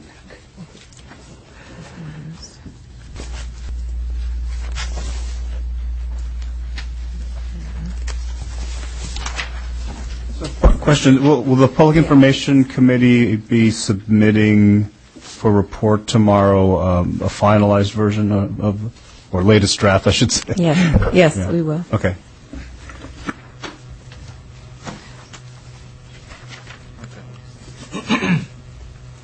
I guess the question is whether or not we want to provide this, if we think it's helpful, if there's anything that's redundant or things that are missing. It's a shorter version. Right. The only concern would be consistency. Yeah, I think what maybe public information could take this, since we did our revision this morning, and just suggest. I don't know what one of us is going to be the more the more pushy about which version, but if it's easier, because we went through our whole document, the toolkit, if we could just conform this to what we did on the toolkit, is that okay with you? And the intention with this simply was originally, I think Commissioner Ryan talked about this, it started off with a worksheet that you could hand someone and say, here's something, here's some line, you can fill in the blanks that would help you formulate your thoughts. But the reality was you needed some background history. It doesn't go, the toolkit really provides kind of the big picture. This is simply, if you're going to be providing public testimony, why is it important that you do it? Why are we asking for it? What are we going to do with it?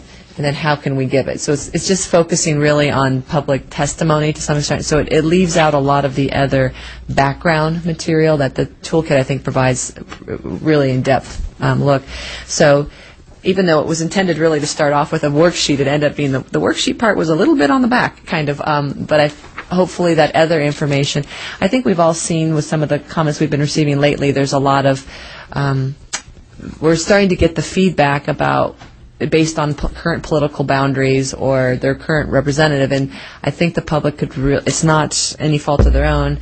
They just need a little more guidance as to what we're looking for to consider as we take communities of interest in consideration, and some of the things we can't take into consideration as well. So, and if we need to provide them with a little more guidance. So that was the intention, both in the public meetings as well as when they submit electronically or via mail. Great. Commissioner Yao? The comment has to do with the second page, the mail address. Since we're likely to be moving again, and the mail address may be obsolete before we get there. The reason I comment on this is because this past week when I was at home, I finally received a piece of mail that was sent to the Secretary of State when I was the chair, and it was bouncing around Sacramento for a month or so before I finally reached my home address. So perhaps Mr. Claypool would consider maybe getting a P.O. box and solve this problem, because likely we're going to be bouncing around again before our project is finished, and update this sheet so that doesn't happen in volume. That's a great idea. What do you think, Ms. Claypool? We've got the money in the budget for that. Yes, sir. It's a great idea. This is very convenient, too, I think, for the public. This is foldable. You can put it in your pocket. You know, they may not get the big version, but they can take this home and they can look it over at the kitchen table. Sorry. Commissioner Privilege? I really like this. Taking this from the page of U.S. Census outreach effort 10 years ago, I know how valuable just a one-piece handout is, and how transportable it is, and how easily reproducible it is. And many of our attendees will simply want to have a snapshot of what we're about. And I think this complements the toolkit or the guidebook quite well as a one-piece standalone item. Commissioner Ryan?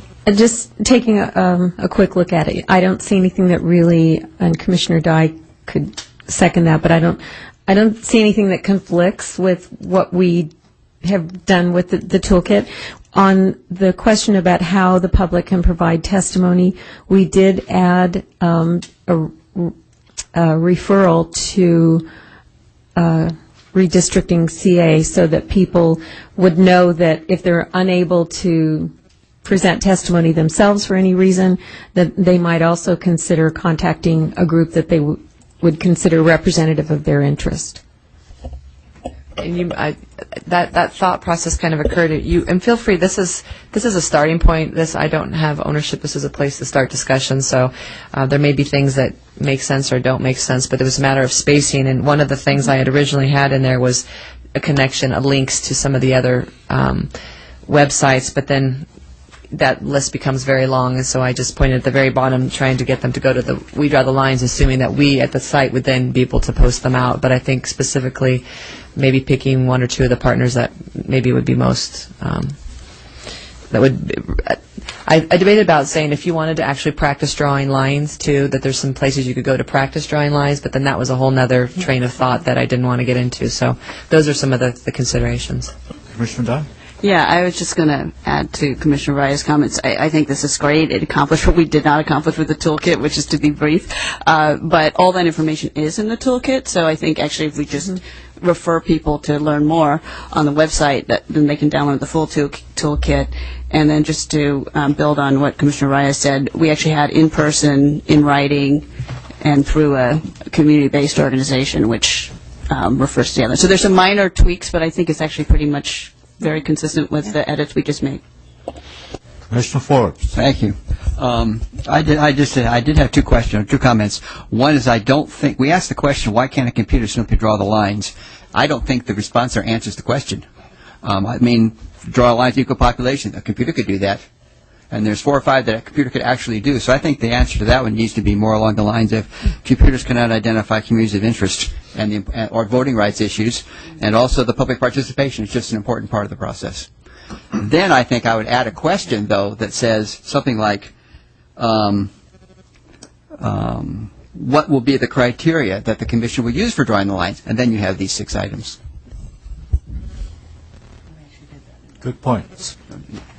And while you're at the mic, would you like to make some introductory comments at our next hearing, first hearing, in your part of the country? Oh, sure.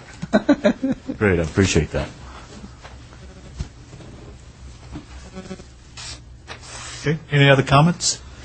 Commissioner Aguirre? Just one, and that is that the toolkit originally was designed as an organizing tool that would be available out in communities for individuals who might want to organize a group who might want to present to the commission. So the toolkit then, by design, was more informative, but certainly a one-pager. In this case, the item that we're considering is, as was stated before, copyable, reproducible, transportable, clearer. On the translation part, being that I'm kind of into that now, that most of the language that is on this has already been translated, so I'll work on doing a translation. Commissioner Yao. I don't know whether this is the time to address it or not, but what will be the literature that we're going to hand out during the public hearing meeting? Obviously, this will be one of them. Are the toolkits booklet going to be available in volume so that we can hand that out? We will have the toolkit there. How about the little green booklet that we discussed from the Redistricting CA? Are we going to have enough copies of those, or being able to reproduce enough of those to hand out? That's the Irvine-funded. Right. Did we manage to get some copies donated to us?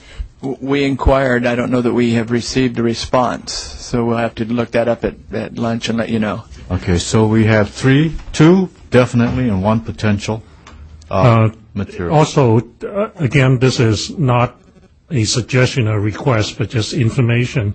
During the Redistricting California or Redistricting CA conference back in January, they had one sheet that's more like a bio of all the commissioners. I don't know whether that's something you're interested in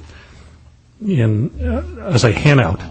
Again, I think they have that on their website, and it's probably fairly easily reproduced. So a handout on the commissioners.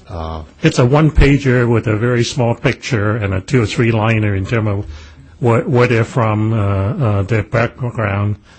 I don't know whether we want to follow what they have done in terms of handout or not. But do you guys remember that? Yeah. The Public Information Committee talked a little bit about the bios that are currently available on the website, because I was going to translate the bios into Spanish for the website, and I was suggesting that perhaps the commissioners would be willing to do some edits of their bios to make them a little more reader-friendly without quite so much detail. So we had some discussion about how willing people are to reduce their profile. But I think if we're going to do something like Commissioner Yao is suggesting, I think that would be an essential. Our lives are very interesting to us and probably to some people, but I don't know whether Jeannie recalled that one page consisting of all 40 commissioners, one page. I probably have that, but not here. Yeah, it doesn't include anywhere close to the information that exists on the website, but it does sort of give an idea as to who you're from, which district you're from, and on and on. Right. So. And if the commissioners are willing to do those. And what we decided this morning is that I would just hand you or ask you to look at your own bio and make some edits on it, and then it would be, the shortened versions would go back into the toolkit. Commissioner Dye? Yeah, I was just going to say, if we're going to duplicate the toolkit, it's already part of the toolkit. But the other thing that we had talked about with Mr. Wilcox is actually doing one that was, had a more standard format, and, indicates, your name, the where you're from, and the party you're affiliated with, your current profession, just that has a more kind of brief standard format. So that might be a way to go to get something in one page. I think you should just give us all one tagline, like a reality show, the athlete, the former model, the whatever, so we could be easily identified. You could determine the old white guy there, whatever. Okay, excellent idea. So how should we organize this? Are we going to be able to have this by Saturday or Sunday, or are we looking later on? Does everybody have a copy of their... Well, you do. Of course you do, because it's in your toolkit right now. Okay, if at lunch or sometime everybody would, you could just take a quick look at it. It's going to take you 5 seconds to cut it down to the essentials. So which could you give us a target? Like, is there a couple? Probably where you're from, what your party affiliation or not is. Maybe the real highlight of your educational background and what you currently do as an occupation. I think that's pretty good. I mean, if there's something significant you think in your public service that, people should know. I mean, for example, being mayor of a city, I think that's an important thing for people to know. But I think we've all listed, multiple degrees and, stuff that, okay, somewhere it's interesting to know that, but not essential. How about the quotes? Do you want the quotes in? Oh yeah, that was a whole other issue we discussed. I don't know. I think that's something. Maybe that's something we need to know. Do the commissioners really feel you need to have that whole statement out there? Commissioner Acheta? Well, my preference is no. I think you can cut these in half easily and drop the quotes, and I don't think you're losing too much. Okay, that works. I think the quotes are really all the same. Yeah. We're just using different words. Right. Okay. Could we get different pictures? I am absolutely with you on that. You don't like the flag? I don't like the ground up shot from the bottom of the stage up at us. Yeah. We can just say that the photographer was perhaps not tuned in to how to get people's best angle. I don't know. You all look beautiful. Yep. Okay, so you want this by when? As soon as you can do it, just pass it down. After lunch, To who gets it? I'll take it, and then we'll go from there. Okay. All right. That's it? All right. Okay, let's go on to our last item. It's public access to redistricting information. And Mr. Claypool, could you take the lead on that? Certainly. You remember that we had originally had a requirement that we coordinate with the legislature, and in fact it was section 8253B that said that the legislature shall take all steps necessary to ensure that a complete and accurate computerized database is available for redistricting, and that procedures are in place to provide the public access to redistricting data and computer software for drawing maps, and that they would coordinate those efforts with this commission. We, at one time, had actually put about $400,000 into our budget, and we were talking about distributing that, and then the Department of Finance said no, they needed us to pull that out, and it was a legislative requirement.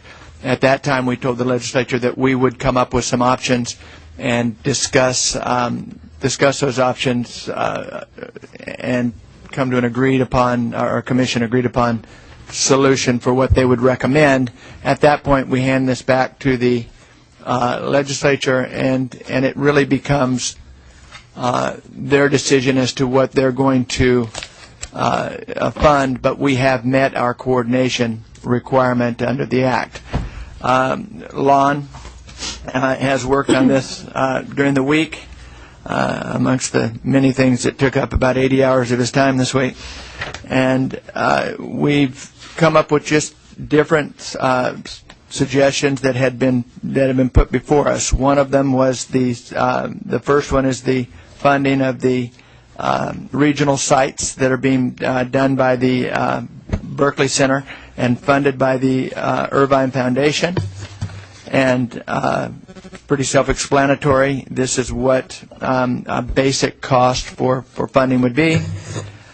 We had Neighborhood House give us a presentation, and this was very specific to the San Diego region, but we wanted to give it to the Commission as a possibility that could be then exported regionally.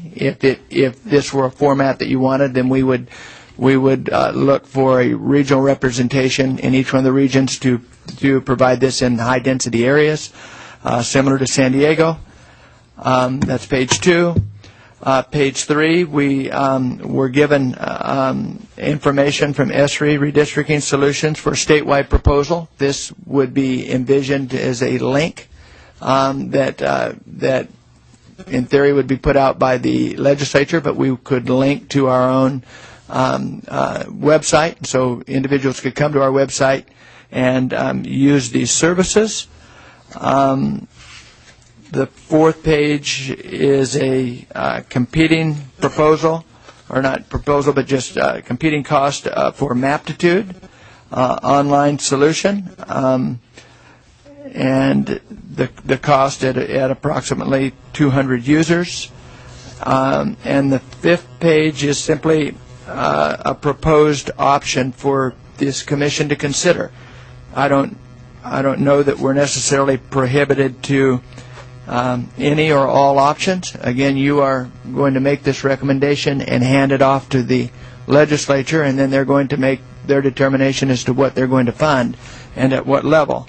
But we wanted to bring these options in front of this technical committee for your discussion and your consideration, and then hopefully get some type of proposal out of this session that we could go back to the legislature and fulfill our obligation.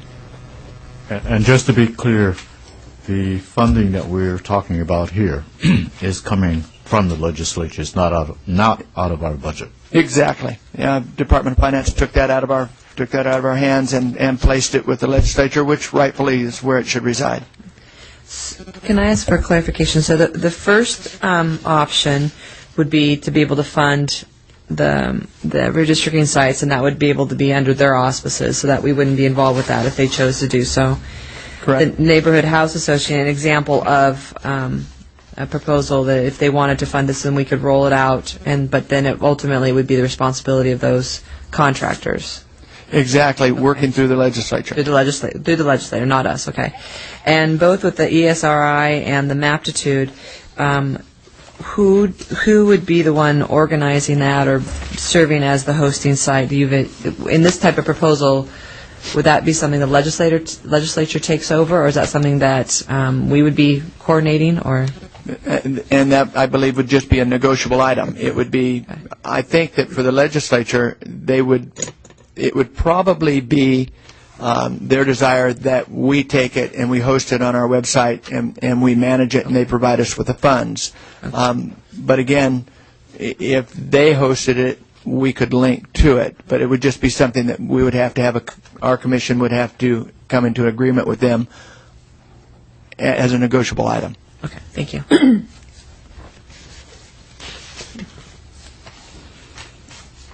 Take a few minutes to let commissioners review that.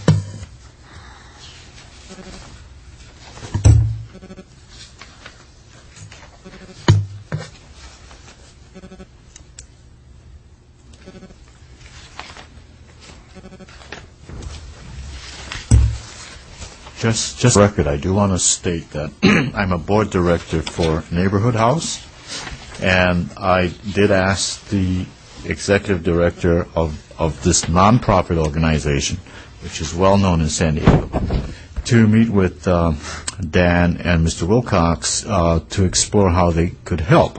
And so out of that discussion, they evolved this proposal, which would cost them energies and time to do a very, I think, an effective outreach program in San Diego. San Diego being an example of a very high-density city.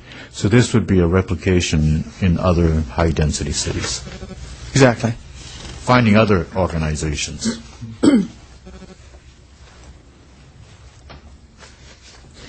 May I ask a question about this particular neighborhood house proposal? When you're talking about replication, so they would create a template for this and would not necessarily cost $90,000 every time you did it somewhere else? Yeah, I would imagine, yes. But we don't really have, or do we have an idea what it would, how that would work? Actually, we were using this as a representative sample. I believe Neighborhood House would only be involved in San Diego if this were a direction this commission wished to take. Then we would go out and solicit other organizations in other areas that might be able to provide a similar type of outreach. But we didn't have that time at this time, so we just wanted to say, if this appeals to you, it would cost about $800,000 to do it regionally, and then of course it would have to appeal to the legislature as well. Yeah. So cities like Los Angeles, San Francisco, where you have such high pockets of populations, how do you network at the grassroots level? How do you identify organizations that have years and years of contacts to reach out to those communities, especially the underserved communities? So since we did away with, let's say, group from Sacramento, CPC, this was another way of trying to cover that gap, to explore another option to cover that gap, but let the legislature fund it. They provided a full proposal that outlined how they would go in and do the outreach regarding redistricting assistance. So that was just, I think it was maybe in discussion with Mr. Claypool, but I think if it were to go out on a more formal basis, I'm not sure about the legislator, but at least from us, it would probably be more of an IFB format, so they would be following something more I would imagine, or we would provide some structure. It wouldn't just be a lot of proposals coming to us randomly.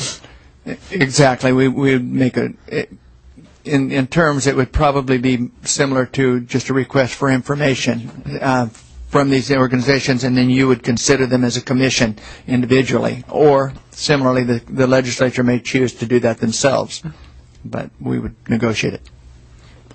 Commissioner Baraba. Would we have time to implement this? I mean, by the time we get everything up and running, I can see them pulling it off in San Diego, but to now go find groups like them in other cities, will we have time to do that? We will just have time to do that. That is the most labor-intensive of all of the options. The remainder of the options are actually just fund and link options. So for that option 2, it becomes the most problematic for staff. Yeah. I'm looking at Commissioner Fontai. Yep. Oh, I'm sorry.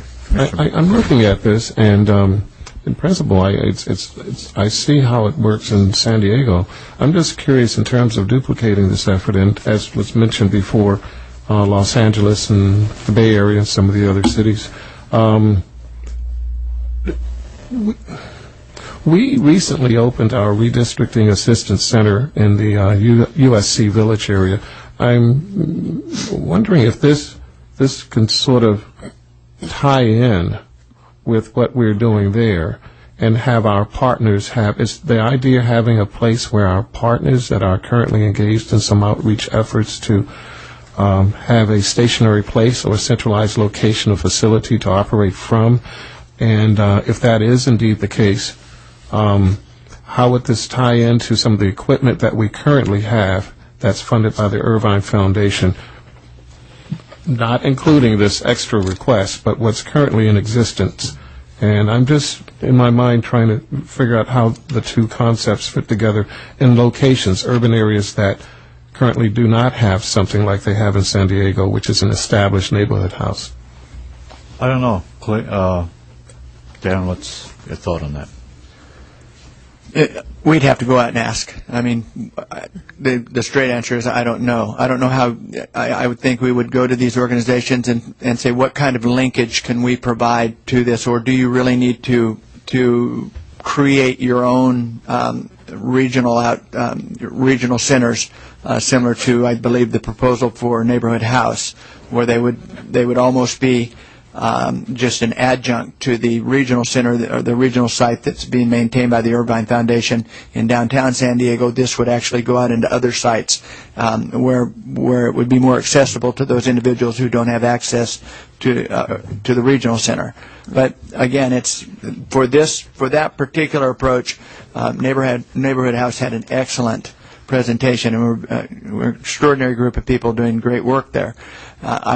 We're just relying that we can find extraordinary individuals in all the other regions who might be able to give us some similar type of product. But once again, it's going to be us going out, putting out the RFI, and doing that while you're on the road.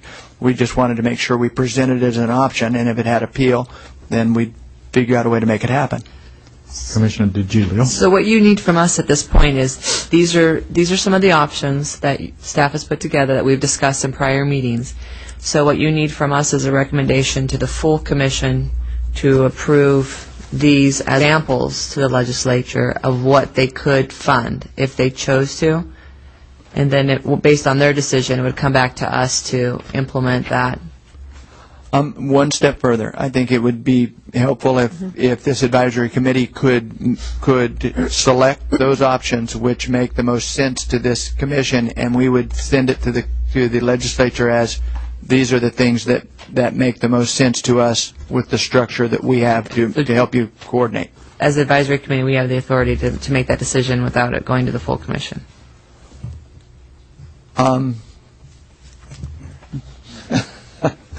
I'm not quite sure. We were looking more for a recommendation. Yeah, you'll have recommendation. So we'll go to the full commission for action. So okay. Okay.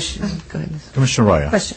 Okay, looking at these different, they don't really compare one to another, correct? If I'm understanding, I mean, they're just each solution is so completely different.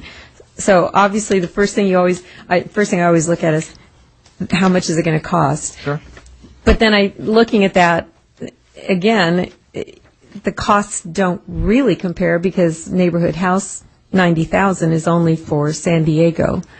But if you look at $200,000 roughly for to augment what's already there in the Irvine sites, you're getting a lot broader coverage for that $200,000. So I think that's the difficulty I'm having is what's really going to be most effective in the time frame that we have and the best use of everyone's resources, staff time, our time, whatever, to get the job done.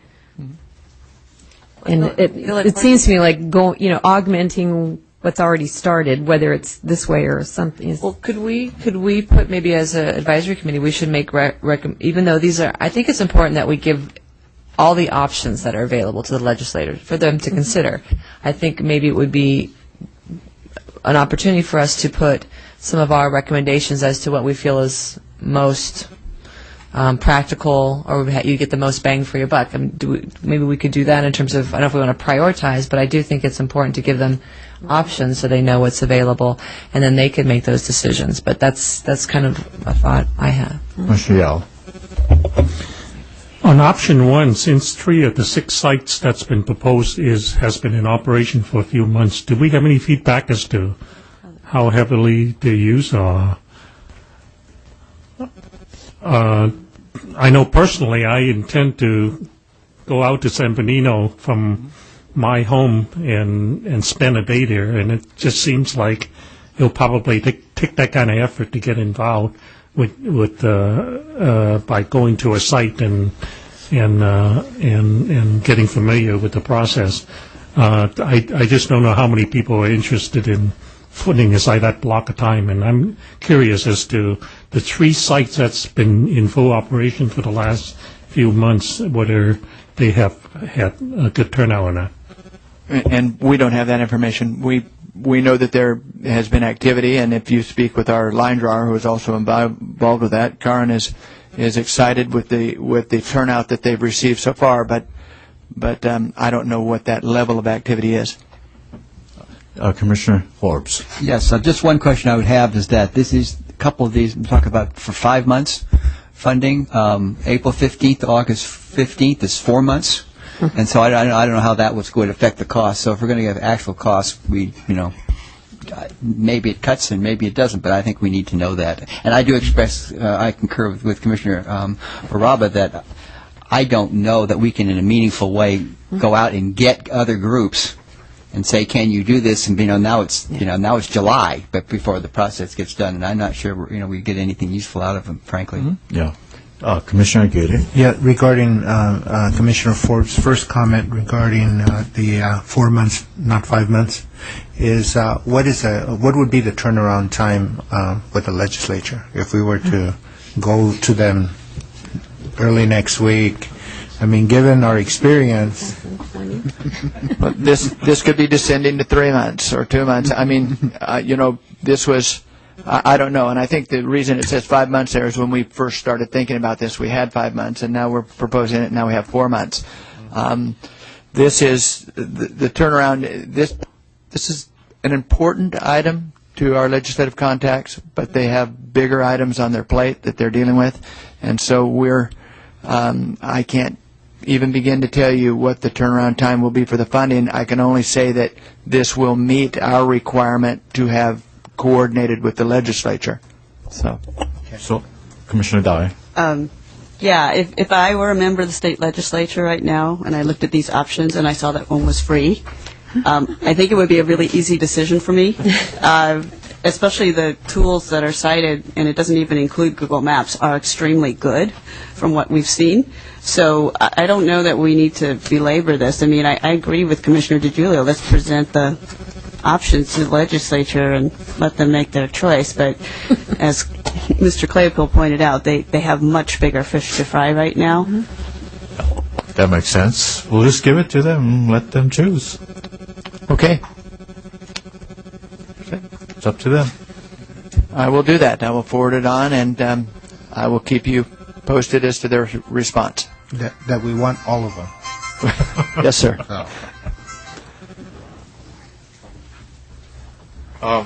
Okay, any other comments? All right, I think staff, do you have any wrap-up or items you want to cover? No, we have a list from you that we're going to get started on, but I think that's where we're at. All right, so. Scott, I just want to make sure, for reporting out for tomorrow, I just want to make sure before we leave, I think maybe Commissioner Parvenu has something to say, but before we go, could I summarize what we have to make sure? So let me ask Commissioner Parvenu to do what he has first. I just wanted to say this quickly, that when we were under item number 2, operation and structure of public input meetings, we sort of left and shifted to the next subject before I asked input on this question. Do we have a process that involves someone at our meetings that would serve as sort of a sergeant of arms or someone present to, you mentioned possible running, or, if there's some concern about legality or the residency of attendees. And also, there is some state anti-government and anti-state sentiment out there, and as these budget cuts take place, there might be more as we proceed. So do we have a process in place in terms of security? We don't have security checking at the door, any of that type of setup. I think it's something we should at least consider. Staff, did you consider that? Denise? It's venue by venue. Some of the venues that we're using have a requirement that we use their security. Others don't have security. We run into the problems of weekend and evening security is not necessarily there. So, and then there are some that they're hiring, and then we're just reimbursing for the cost. So it is venue by venue. But to be clear, venue by venue in how we secure our security, not venue by venue as to whether we'll have security. Is that correct? Oh, wait a minute. We'll have security. Yeah, that's what I wanted to hear. Now, this is a very important point, and it's one we should consider. Originally, we had talked about possibly having a highway patrol do it, but the highway patrol, as we understand, it's a fairly expensive option for us, and so we were looking as a budget as a budget requirement to get a less expensive solution. Many of these locations will not have armed security guards. They will just be security guards that work for the university or work for something. So I just didn't. If you're expecting an armed guard, I don't know that we'll necessarily have that. No. Okay. No, just the appearance of authority, if necessary. It's you. No, it's Speaking of Commissioner Parvenu's, one other thing that maybe that we can include in reporting out we didn't touch on very much was the guidelines for commissioners at public input hearings. It might be helpful for us to review and to remind the other commissioners about some of the code of conduct for us at the meetings. I throw that out there for commissioner suggestions. Let's have a discussion on that. Code of conduct at the input. Such as no laptops. Oh, I see. No picking your nose. Yes, Commissioner Raya. Well, I think a couple of months ago I was talking about that issue about, our laptops not taking over. And I think in our last sessions we had discussion about not having our laptops at all. And I've had reason to kind of rethink that because taking notes and I know the whole discoverability issue is there in particular with respect, I think, to input we're going to get in these hearings. However, speaking as one for whom writing is physically difficult, I started thinking about how I can't sit through, several hours of a meeting taking handwritten notes. And I don't know whether that's a concern for anybody else, but just that's a long time for anybody to be taking notes by hand. It is. Commissioner Dye. Yeah, I think one suggestion would simply be to announce to the public at the beginning that you may see that we have our laptops here, and it's not because we're checking our email or whatever. It's because we're trying to capture what you said. Just to set expectations, and that way we can just be clear about that. That's a good idea. The chair should just announce that in order for us to intensely absorb the comments made, we need to document it quicker than our fingers would allow us to. So we do not intend to be rude, and we're not ignoring you. We're actually taking your information. Would you like me to add that to our technical consultant at the end of that part of the introduction? Okay. I do think we have to be aware, depending on the venue where we will be doing these input hearings. As I recall, in the Secretary of State's office, we were up on a stage and the public was down below. So even though in this situation it's not so bad, but there were times where you almost couldn't see. You could not see the presenter, and I wouldn't be able to see a presenter if someone else's laptop is open. So I think we as commissioners need to be respectful of being able to have eye contact and having a line of vision for yourself as well as the other commissioners if laptops are open. That would just be my suggestion. Well, what if you're short? Is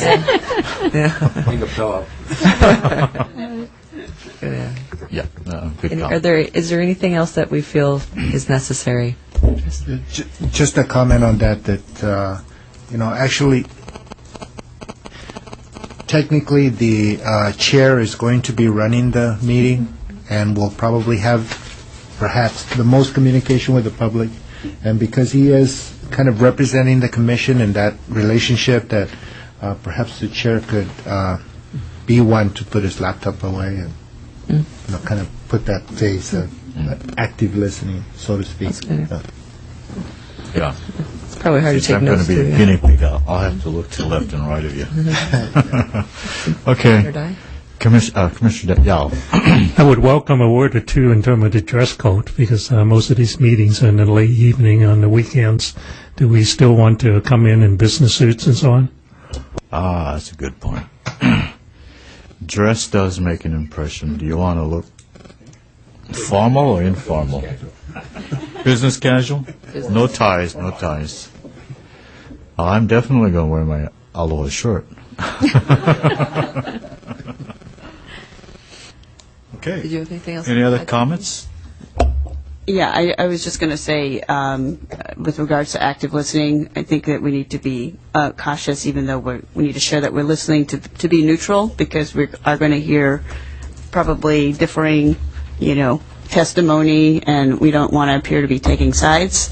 So to watch our conduct as we listen, that make sure we're just listening. Okay. Any other suggestions? Nope. Okay, then I will draw this. I'm sorry. Do we have anyone, our partners, out there in the audience that would like to come up and speak? We have one. Thank you, sir. Hi, this is Tony Lafferty with Esri, and we supplied the cost proposal for the online redistricting. And just to answer a couple of questions that you had about how long would it take to stand up this kind of a solution, it would take about 2 to 3 weeks prior, after it's been selected, for us to stand up that online solution. And if you're curious on what it looks like, you can go to the City of Sacramento. They've implemented that, and they have a City of Sacramento redistricting. You can look at those sites and the tools and the resources there if you have any questions. I'll also be here during the day and tomorrow. Thank you. Okay. Could I ask staff one more thing with along those lines? If it might be helpful if we put, when we submit this to the legislator to give them some ideas, just say it could be the length of time it would take to implement these things, because I do think that's a consideration when looking at the budget and feasibility of all these options. Okay. Hearing no other comments, I will adjourn our Technical Outreach Advisory Committee. Let's all go out and have a good lunch.